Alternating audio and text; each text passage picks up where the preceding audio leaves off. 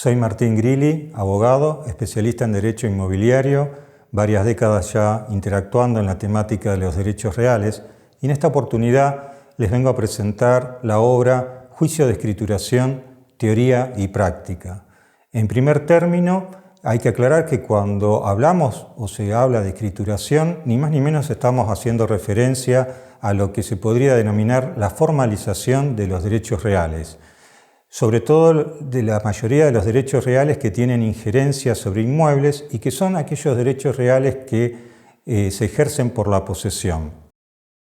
Por supuesto que esta obra básicamente analiza los dos grandes tópicos de los extremos que están involucrados en una escrituración, que es una parte contractual, es decir, la asunción de la obligación de escriturar, y una segunda parte que es ya la temática más radical de lo que serían los derechos reales. En ese interín de hablar sobre la asunción de la obligación de escrituración, tiene especial tratamiento lo referente a los contratos de los cuales puede devenir esa obligación de escriturar, principalmente el contrato de compraventa. Analizamos las distintas facetas de ese contrato de compraventa, es decir, inclusive los momentos llamados también precontractuales. Así tratamos el caso de la reserva, de la seña y el boleto de compraventa y finalmente el acto de escrituración propiamente dicho. En una segunda parte explicamos y tratamos de desarrollar las diversas situaciones que pueden llevar a que ese cumplimiento de la obligación de escriturar no se realice de manera convencional o extrajudicial, como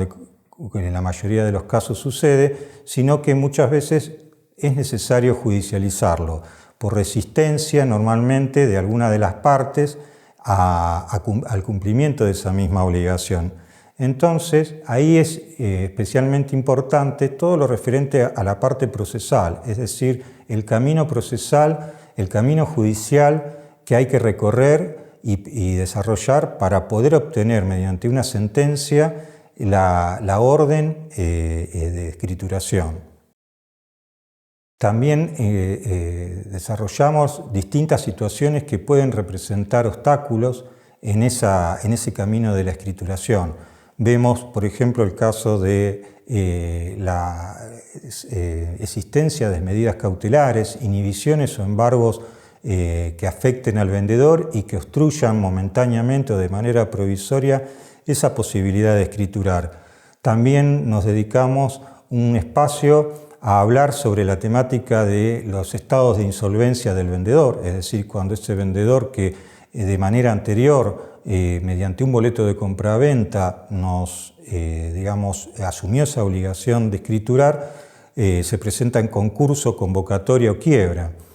También vemos el caso de cuando el vendedor se trató de una persona jurídica y esa persona jurídica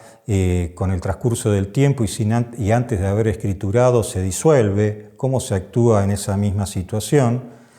Y finalmente también vemos ciertas otras modalidades de escrituración que no son justamente las convencionales o las más comunes y que tienen que ver muchas con modalidades administrativas, como es el caso de la regularización dominial, las usucapión administrativas y también, de una manera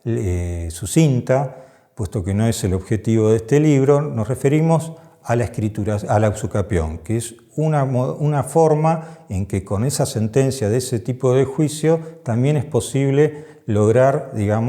la formalización del derecho real. Por supuesto que este libro también es muy importante todo lo referente a jurisprudencia. Se cita jurisprudencia de manera abundante,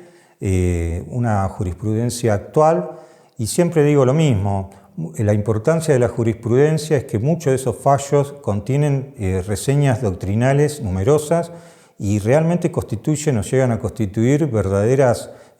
clases extractadas de derecho. De ahí la importancia. De ahí también justamente que muchos de esos fallos se transcriban de manera casi íntegra. Y fundamentalmente se desarrolla en la parte de la práctica se desarrollan una serie de modelos que van desde los modelos contractuales involucrados, que ya antes nombré, como por ejemplo modelos de seña, de reserva, de boleto de compraventa inmobiliario, como también lo que tiene que ver con el intercambio epistolar, previo a justamente muchas veces el juicio de escrituración. Por eso la gran importancia de incluir un tratamiento de la parte práctica es que es la mejor oportunidad para poder ver la dinámica de los conocimientos teóricos